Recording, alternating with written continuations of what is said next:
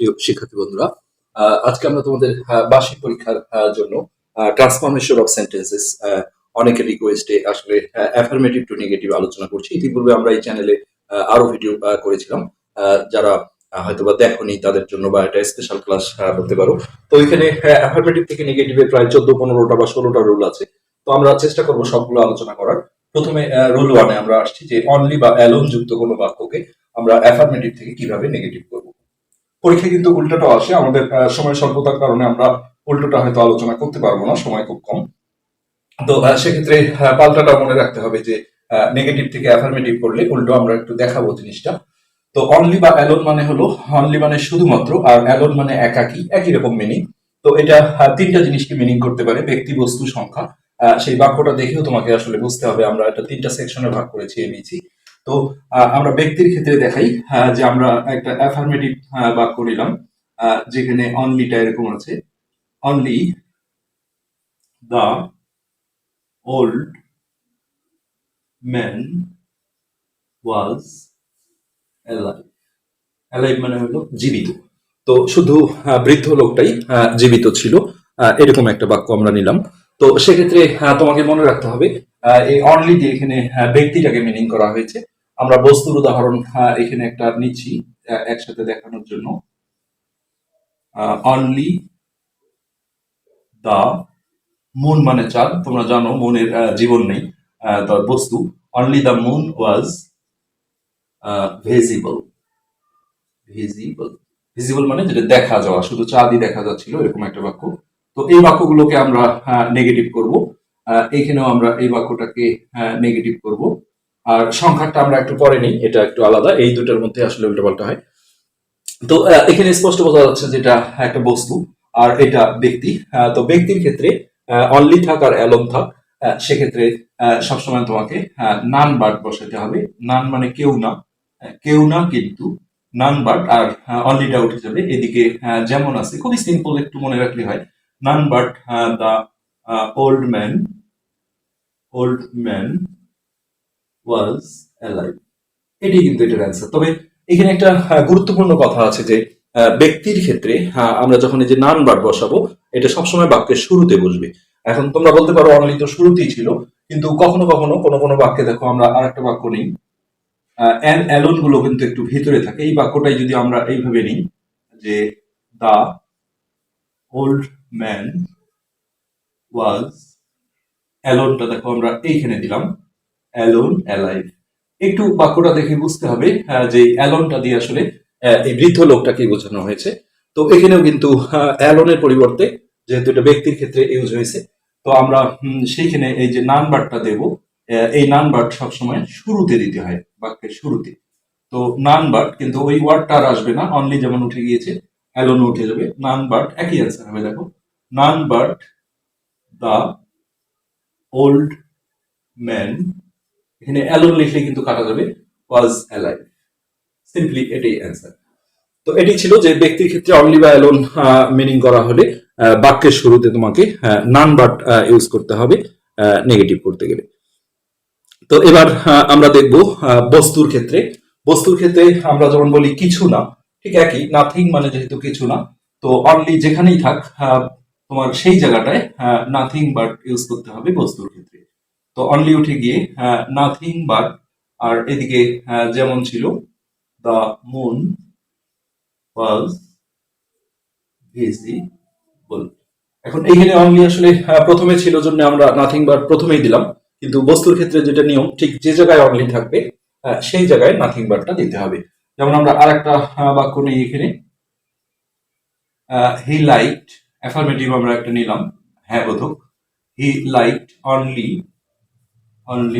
Sweet, সে পছন্দ করতো শুধু মিষ্টি। তো এখানে দেখো মিষ্টি একটা বস্তু, এর জীবন নেই।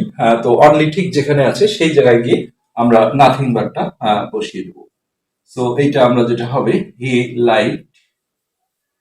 লাইকড এই জায়গাটায় আমরা নাথিং বাট বসাবো, নাথিং বাট সুইট। তার মানে আমরা যেটা দেখলাম যে ব্যক্তির ক্ষেত্রে অনলি বা অ্যালোন মিনিং করা হলে বাক্যের শুরুতে নান বাট বসাতে হয়, আর বস্তুর ক্ষেত্রে ঠিক যে জায়গায় অনলি থাকবে সেই জায়গাটায় নাথিং বাট দিতে হবে। অ্যালোন।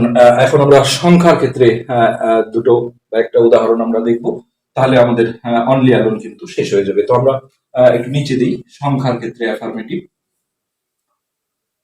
ধরো আমরা এরকম দিই, হি ওয়াজ অনলি 22, তার মানে 22 ইয়ার্স ওল্ড, এরকম সংক্ষেপে বলা হয় যে হি ওয়াজ অনলি 22। এই জাতীয় যে কোনো সংখ্যা যদি মিনিং করা হয় অনলি দিয়ে, তখন আমরা ঠিক অনলির জায়গাটায় গিয়ে নট মোর দেন অথবা নট লেস দেন যে কোনো একটা আমরা ইউজ করতে পারি। তো হি ওয়াজ নট, যে কোনো একটা তোমরা লিখবে, আমরা দুটোই দেখাচ্ছি। দেন না কিন্তু, এটা দেন, THAN, এই দেন মানে যে। হি ওয়াজ নট মোর দেন 22, অথবা ঠিক নট মোর দেন এর জায়গায় আমরা এই জায়গাটায় নট লেস দেন ইউজ করতে পারি।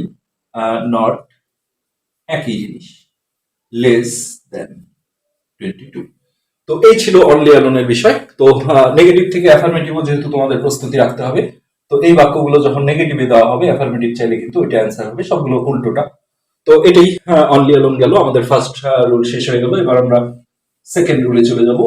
দ্বিতীয় রুলে আমরা যাব হলো মাস্ট যুক্ত কোনো অ্যাফার্মেটিভকে কিভাবে আমরা নেগেটিভ করব। তো এখানে সুনির্দিষ্ট 14-15টা বা 16টা এরকম রুল আছে, বিভিন্ন বইয়ে বিভিন্ন রকম। তো মোটামুটি আমরা ইম্পর্টেন্ট গুলোই আলোচনা করে দিচ্ছি। তো রুল টু, এটা হলো মাস্ট যুক্ত কোনো বাক্যকে আমরা কিভাবে অ্যাফার্মেটিভ থেকে নেগেটিভ করব। তো আমরা প্রথমেই মাস্টের একটা বাক্য আগে নিয়ে নিই। উই মাস্ট মাস্ট মানে যেটা অবশ্যই, উই মাস্ট ওবে মানে মান্য করা, উই মাস্ট ওবে আওয়ার টিচার্স। তো এরকম যদি একটা আমরা বাক্য নেই, এই মাস্ট যুক্ত বাক্যকে দেখো দুইটা নিয়মে নেগেটিভ করা যায়। তোমরা যে কোনোটা করতে পারো, তবে জেনে রাখতে হবে দুটি। এটাকে আমরা যখন নেগেটিভ করব, এই ঠিক মাস্টের জায়গাটায় ক্যান নট বাট বসাইতে হয়। উই ক্যান নট বাট, আর বাকি সবই ঠিক থাকবে, মাস্টটা উঠে যাবে। We can not but ওবে our teachers, তো এটা অথবা অর আরেকটা নিয়মে করা যায়, সেটা হলো মাস্টের বদলে ক্যান নট হেল্প বসানো। উই ক্যান নট হেল্প, তো এই ক্যান নট হেল্প বসালে ভার্বটাকে কিন্তু আইএনজি করে দিতে হয়, এটা নিয়ম। এটা রাইট ফর্ম অফ ভার্বসেও লাগে, ক্যান নট হেল্প থাকলে ভার্বটার আইএনজি হয়। তো we can not help ওবেইং our teachers, এই দুটার যে কোনো একটা আমরা করতে পারি। কিন্তু আমরা একটা রুল যদি নাই জানি, যে সেকেন্ড রুলটা আমি জানলাম না, তো পরীক্ষায় যখন নেগেটিভ থেকে অ্যাফার্মেটিভ আসবে, এই ডিজাইনের একটা বাক্য দিলে তুমি কিন্তু বুঝতে পারবে না যে এটার অ্যাফার্মেটিভ অ্যান্সার এটা হবে। আর জানা থাকলে তোমার চট করে মনে পড়বে যে মাস্টের জায়গায় আমরা ক্যান নট হেল্প বসিয়েছিলাম নেগেটিভ করার সময়, তাহলে এখন এটা তুলে দিতে হবে। আর এখানে আইএনজি বসিয়েছিলাম, তাহলে আইএনজি তুলে দিতে হবে। অর্থাৎ এই দুটো বাক্যর যে কোনো একটা দিয়ে অ্যাফার্মেটিভ চাইলে এই বাক্যটা কিন্তু অ্যান্সার হবে। তো এই এখানে বেশি ঝামেলা নেই, মাস্টার রুল আমরা শেষ করে ফেললাম। এবার আমরা থার্ড রুলে চলে যাই, এভরি যুক্ত। এটা খুবই একটা ইম্পর্টেন্ট বাক্য, যেটাকে তিনটা নিয়মে হচ্ছে যে নেগেটিভ করা যায়। তো রুল 3, এভরি, যে কোনো বাক্য এভরি যুক্ত। তো আমরা বেস একটা বাক্য, every mother loves her child, খুব বিখ্যাত বাক্য, প্রতিটা বই আছে। Every mother loves her child মানে হলো প্রত্যেক মা তার সন্তানকে ভালোবাসেন। তো আমরা এটা এভরি যুক্ত বাক্য নিলাম। এটাকে আমরা তিনটা নিয়মে নেগেটিভ করে দেখব, আমাদের তিনটাই আসলে জানতে হবে। তো প্রথমে যেটা হবে, এই এভরির জায়গাটায় দেয়ার ইজ নো বসাইতে হয়। দেয়ার ইজ নো, তারপরে মাদারটা বসবে, দেয়ার ইজ নো মাদার। আর এখানে সিম্পলি শুধু একটা বাট বসিয়ে দাও, বাট, আর লাভস হার চাইল্ডটা ঠিক থাকবে, এটা একটা নিয়ম। লাভস হার চাইল্ড, আসলে পরীক্ষায় তো এই বাক্যটাই আসবে না, কিন্তু একটা বাক্য মুখস্থ থাকলে তুমি চট করে ধরতে পারবে। যেমন everybody everybody believes a liar, এরকম একটা বাক্য দেওয়া হলো, তো সেক্ষেত্রেও কিন্তু একই নিয়মে আমরা করতে পারবো। তো এটা অথবা অর, আমরা তিনটা নিয়মে যেহেতু দেখবো, এটাও নেগেটিভ ফর্ম। সেটা হলো দেয়ার ইজ নো মাদার পর্যন্ত ঠিক থাকবে, দেয়ার ইজ নো মাদার। তো এখানে বাট না দিয়ে হু ডাজেন্ট ইউজ করতে হয়। হু ডাজ নট আলাদা করে দিতে পারো, অথবা এইভাবে সংক্ষেপে যেটা আমরা দিই কমা দিয়ে। হু ডাজেন্ট, কিন্তু বাট বসলে যেমন এটা লাভসি থাকলো, আর ডাজেন্ট বসালে কিন্তু এখানে এসটা ছেড়ে দিতে হবে। Who doesn't love her child, এটা হলো দ্বিতীয় নিয়মে আমরা করলাম। তারপরে তৃতীয় আর একটা রুল আছে, সেটাও আমরা দেখে নিই। আর তো এই থার্ড রুলে করলে কিন্তু এই শব্দটার একটা বিপরীত শব্দ, একটা অ্যান্টোনিম জানতে হবে। তোমাদের বইয়ে সব বইয়ে দেখবা ট্রান্সফরমেশন সরি অধ্যায়ে হচ্ছে অপোজিট ওয়ার্ড দেওয়া আছে অনেকগুলো, সেগুলো আসলে আয়ত্ত করে নিতে হবে।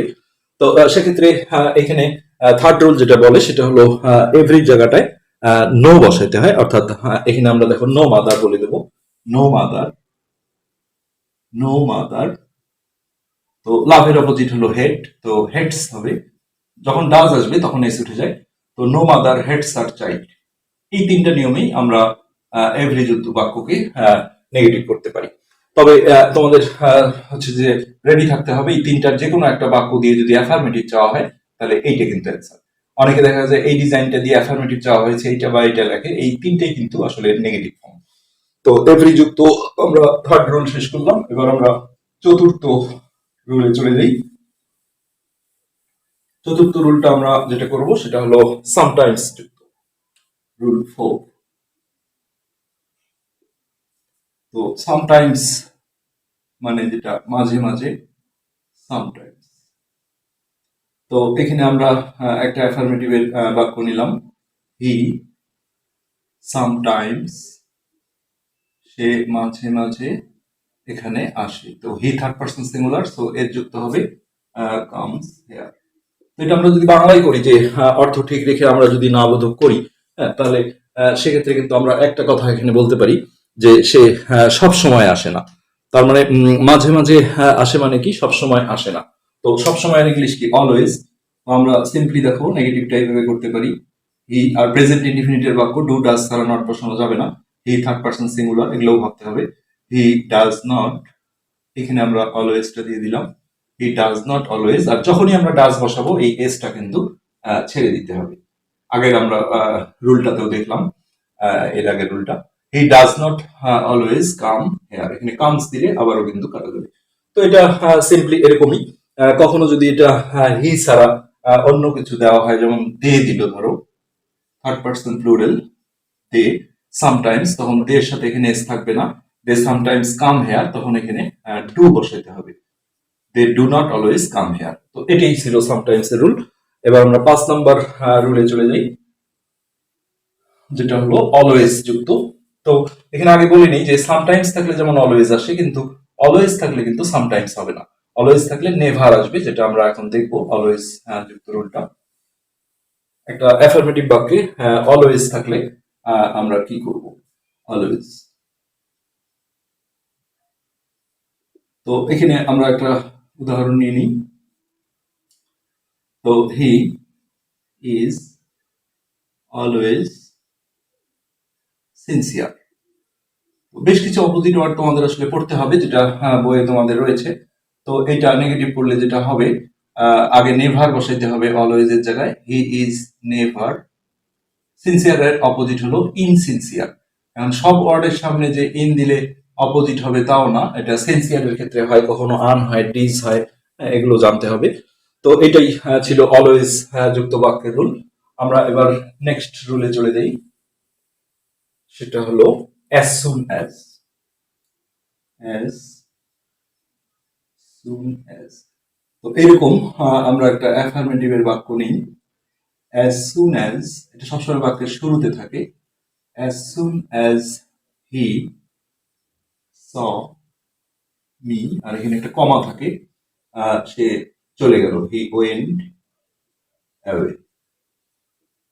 তো এই অ্যাজ সুন অ্যাজ যুক্ত বাক্যকে নেগেটিভ করতে গেলে তিনটা পজিশনে চেঞ্জিং আছে, সেটা মাথায় রাখতে হবে। সেটা 1 নম্বর পজিশন হলো, আমরা এটাকে নেগেটিভ করছি, এটা একটাই রুল, এই অ্যাজ সুন অ্যাজ এর বদলে নো সুনার হ্যাড বসাতে হয়। এগুলো রুলই, এগুলো জানতে হবে কিন্তু, নো সুনার হ্যাড, আর হিটা ঠিক থাকবে। আর হ্যাড আসার কারণে এই ভার্বটা ভি থ্রি অর্থাৎ পাস্ট পার্টিসিপল ফর্ম বসাতে হবে, সি স সিন, যাই পাস্ট পার্টিসিপল ফর্ম আছে, no sooner had he seen me. আর এই কমাটা তুলে দিয়ে এখানে একটা দেন বসাতে হয়, দেন না দেন। আর এই বাক্যটা এইভাবেই থাকবে, হি ওয়েন্ট অ্যাওয়ে। তো সিম্পলি এটি কিন্তু এটার অ্যান্সার, কোনো ঝামেলা নেই। তো এরপরের রুলে আমরা যাব। অনেকগুলো রুল আসলে আমাদের একটু তাড়াহুড়া করতে হচ্ছে। যেটা আমরা করব হচ্ছে টু টু যুক্ত কোনো বাক্য। টু টু, আমরা নাম্বারিংটা আসলে করতে ভুলে গিয়েছি। কয়টা রুল হয়েছে আমাদের এই মুহূর্তে মনে নেই, যাই হোক আমরা এমনি করছি। অ্যাফার্মেটিভে আমরা যেটা করব, he is too weak to walk. Walk মানে হাঁটা। তো মিনিংটা করেছে আসলে যে এতই দুর্বল যে হাঁটতে পারে না। তো সেইটাকে ইংলিশ করলে কিন্তু জিনিসটা নেগেটিভ হয়ে যাবে। তো সেক্ষেত্রে আমরা দেখো এই বাক্যটাকে নেগেটিভ করছি। তাহলে সে হয় হি ইজ, এতর ইংলিশ হলো so. He is so weak, সে হয় এত দুর্বল। আর যে হলো দ্যাট, তারপরে সাবজেক্টটা আরো একবার নিয়ে আসতে হয় হি। আর এখানে অ্যামিজ আর থাকলে ক্যান নট, আর ওয়াজ আর থাকলে কুড নট বসাইতে হয়। এই জায়গাটা মাথায় রাখতে হবে। তো হি is so weak that he can not walk, টুটা কিন্তু আর থাকবে না। সো নেক্সট আমরা যদি হি এর পরে যেটা ইজ ছিল, হ্যাঁ সেই জায়গাটাও আমরা দেখাবো যে এই জায়গাটায় ওয়াজ অথবা ওয়ার, যেটা পাস্ট টেন্সে ইউজ করা হয়, এই দুটোর একটা যদি থাকে, এখানে ধরো আমরা ওয়াজ করে দিলাম, হি ওয়াজ টু উইক টু ওয়াক, তখন এইটাও ওয়াজই থাকবে, হি ওয়াজ। আর এই ক্যান নটটা কিন্তু কুড নট করে দিতে হবে, না হলে তোমার বাক্যটা কাটা যাবে। কেননা অতীতকালে আমরা পারতো না, এটার ইংলিশ হলো কুড নট। এটাই হলো অ্যান্সার। এটা ছিল আমাদের টু টু রুল। নেক্সট আমরা যাব হচ্ছে মেনি আর মাচ। মেনি, মেনি মেনি মানেও অনেক, আবার মাছ মানেও অনেক। কিন্তু দুটার মধ্যে পার্থক্য হলো যে জিনিসগুলো এক দুই করে গণনা করা যায়, অর্থাৎ কাউন্টেবল নাউন, সেগুলোর অনেক বোঝাতে মেনি বসে। আর যেগুলো গণনা করা যায় না, যেমন তরল পদার্থগুলো, দুধ, পানি, এগুলো, তো এগুলোর ক্ষেত্রে অনেক বোঝাতে মাছ বসে। তো মেনি থাকলে এ ফিউ বসাতে হয়। এ ফিউ মানে সামান্য, আর এ লিটিল মানেও সামান্য, কিন্তু মাছ থাকলে হবে এ লিটিল। এটা খুবই অনেকে উল্টাপাল্টা করে ফেলে, আছে মেনি এ লিটিল বসাচ্ছে, এটা হবে না, এটার সাথে এটার কানেকশন, এটার সাথে এটার কানেকশন। তো আমরা যদি অ্যাফার্মেটিভের একটা বাক্য নিই, আই হ্যাভ, আমার অনেক কলম আছে, আই হ্যাভ মেনি পেন্স। তো এই বাক্যটাকে অর্থ ঠিক রেখে, ট্রান্সফরমেশন মানে আসলে অর্থ ঠিক রেখে নেগেটিভ করতে হয়। তো আমার সামান্য কিছু কলম নেই, আমরা এটা যদি বলি তাহলে অর্থটা ঠিক থাকবে, আর নেই কথাটা আসলেই জিনিসটা নেগেটিভ হয়ে যাবে। সো হ্যাভ যেহেতু আছেই, এখানে সাহায্যকারী ভার্ব আছেই, হ্যাভ এর পরে আমরা আগে একটা নট দিয়ে দিই, আই হ্যাভ নট। আর মেনির বদলে আমরা এ ফিউটা দেব, a few pens, a few pens. ঠিক একইভাবে আমরা মাচালা যদি একটা বাক্য নেই, যে অ্যাফার্মেটিভ, সে পান করেছিল, হি ড্র্যাঙ্ক, হি ড্র্যাঙ্ক।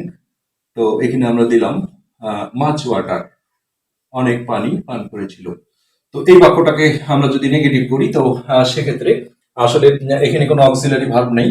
এখানে যেমন হ্যাভ ছিল জন্য আমরা নটটা বসাতে পেরেছি। তবে এই ডিজাইনের বাক্যে ডিড না নিয়ে আসলেও হয়, পাস্ট ইনডিফিনিটে নট বসাতে গেলে তোমরা জানো যে ডিড লাগে। আমরা দুইভাবে দেখাচ্ছি। এই বাক্যগুলোর ক্ষেত্রে ডিড ছাড়াও নট বসানো যায়।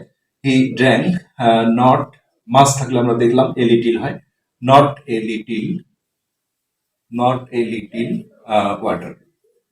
অথবা এটা আমরা ডিড ইউজ করে করতে পারি, হি ডিড নট। ডিড বসালে এটা মূল ভার্বের প্রেজেন্ট ফর্মে চলে আসে, ডাজ বসালেও যেমন হয়, ড্রিঙ্ক হয়ে যাবে। He did not drink a little, a little water. এই দুটোর যে কোনো একটা আমরা ইউজ করতে পারি। তো এটাই ছিল আমাদের মেনি আর মাছের রুল। হ্যাঁ, আর খুব বেশি নেই, আমরা একটা দেখবো, সেটা হচ্ছে চিরন্তন সত্য যে বাক্যগুলো, সেই বাক্যগুলোকে কিভাবে অ্যাফার্মেটিভ থেকে নেগেটিভ করতে হয়, আমরা সেই রুলটা একটু দেখে আসি।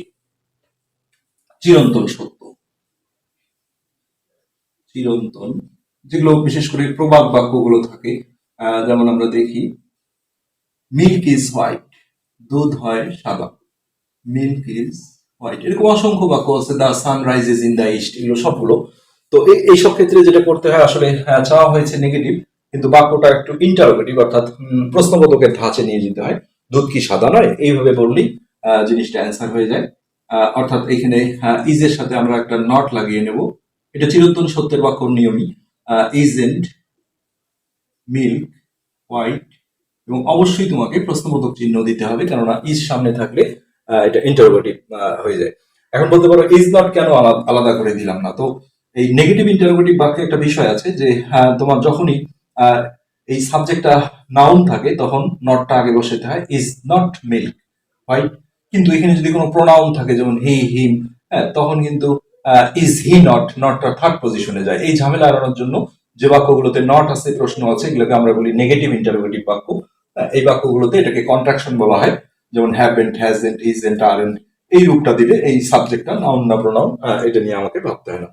সো এরকমই আমরা আরেকটা বাক্য দেখি, সূর্য পূর্ব দিকে ওঠে, এরকম একটা বাক্য, the sun rises in the east, মানে হলো সূর্য পূর্ব দিকে ওঠে। তো এটাও যখন আমরা নেগেটিভ করব, এটা চিরন্তন সত্য যেহেতু, আর এখানে কোনো অক্সিলারি ভার্ব বা সাহায্যকারী ভার্ব নেই। সো সামনে যে একটা দিতে হবে অক্সিলারি ভার্ব, সামনে না দিলে আসলে কোশ্চেন হয় না। হ্যাঁ, তো সেক্ষেত্রে এখানে হচ্ছে যে ভার্বের সাথে এসিএস যুক্ত থাকলে ডাজ নিতে হবে, আর প্রেজেন্ট ফর্মে এসিএস ছাড়া হলে ডু নিতে হবে, আর পাস্ট ফর্মে থাকলে ডিড নিতে হবে। আর যেহেতু এই বাক্যগুলোতে নেগেটিভ একটা থিম নিয়ে আসতে হয়, যার কারণে ডাজের সাথে রাইজের সাথে এ যুক্ত ছিল, সো আমরা ডাজ নেব, কিন্তু তার সাথে নটও নিয়ে নিতে হবে, অর্থাৎ এটা লিখতে হবে doesn't. Doesn't the sun rise, যেই ডাজ বসালাম এসটা ছেড়ে দিতে হবে, রাইজ ইন দা, এবং অবশ্যই তোমাকে প্রশ্নবোধক চিহ্ন কিন্তু দিতে হবে। কিন্তু বাক্যটা চাওয়া হয়েছিল নেগেটিভ, এটা আসলে চিরন্তন সত্যের নিয়মই এরকম। এরকম অসংখ্য বাক্য আছে। হ্যাঁ, তো এই রুল শেষ। আর একটা রুল আমাদের আছে যেটা শুধুমাত্র অপোজিট ওয়ার্ড, অর্থাৎ বিপরীত শব্দ দিয়েই করতে হয়। এটা স্পেশালি একটা জিনিস, যেমন কিছুই নেই, দেখো অ্যাফার্মেটিভে বলছে he is honest, he is an honest man, তিনি একজন সৎ লোক। তোমরা আর্টিকেলে নিশ্চয়ই দেখেছো অনেস্ট কনসোনেন্ট হওয়া সত্ত্বেও এইস, আসলে এইস এর হ উচ্চারণ না হলে এখানে আর্টিকেল অ্যান বসে, এ বসে না। তো এই বাক্যটাকে আমাকে যদি নেগেটিভ করতে বলা হয়, অনেকে এই চিরন্তন সত্যের রুলটা শেখার পরে সবগুলোকে চিরন্তন সত্যের মধ্যে নিয়ে যায়। আসলে এটা কোথাকার কোন হি, এটা না, চিরন্তন সত্যগুলো দেখলেই বোঝা যায়, ওইটা ওই ডিজাইনে করতে হয়। আর এইখানে এই এই বাক্যগুলোর ক্ষেত্রে দেখো অনলি, অ্যালোন, মাস্ট, এগুলো কিছুই ছিল না। তো এইখানে জাস্ট এটার অপোজিট ওয়ার্ড অর্থাৎ বিপরীত শব্দ বসিয়ে করতে হবে। তোমাদের যে কোনো গ্রামার বই দেখবা, ট্রান্সফরমেশন অধ্যায়ে গেলে অপোজিট ওয়ার্ডের ছক আছে, সেটা পড়ে ফেলতে হবে। তো সেক্ষেত্রে এখানে আমরা যেটা করব, হি ইজ নট, অনেস্টের অপোজিট হলো ডিসঅনেস্ট। এখন ডিসঅনেস্টের যে কনসোনেন্ট ডি আছে তার আগে কিন্তু অ্যান হয় না, এ হয়। তো এই জায়গাগুলো খেয়াল করতে হবে। He is not a dishonest, dishonest man. তো এই মোটামুটি এরকম অসংখ্য বাক্য আছে, যেমন Dhaka is a new city, তখন Dhaka is not an old city, কারণ ওল্ড এর আগে আবার অ্যান হবে। এই জিনিসগুলো দেখেই তোমাকে চলতে হবে। তো মোটামুটি বলা যায় যে আমাদের হচ্ছে যে অ্যাফার্মেটিভ নেগেটিভ চলার মতো আর কি। আসলে প্র্যাকটিসের অনেক বিষয় রয়েছে। আমরা এর পরবর্তী ভিডিওতে অ্যাসার্টিভ ইন্টারোগেটিভ আলোচনা করবো ইনশাল্লাহ। আর যারা চ্যানেলটা সাবস্ক্রাইব করোনি, রিকোয়েস্ট করবো সাবস্ক্রাইব করতে, লাইক করতে, কমেন্ট করতে, যদি ভিডিওটা ভালো লাগে, যাতে করে আমরা পরবর্তীতে আরো ভিডিও দিতে উৎসাহিত বোধ করি। অনেকে দেখা যায় ভিডিওতে ভিউ হচ্ছে অনেক, কিন্তু একটা কষ্ট করে জাস্ট একটা লাইক বাটনে ক্লিক দিবে, সেটা অনেকে দেওয়া না। তো যাই হোক, আশা করবো তোমরা এটা করবে। আজকে পর্যন্তই, ধন্যবাদ।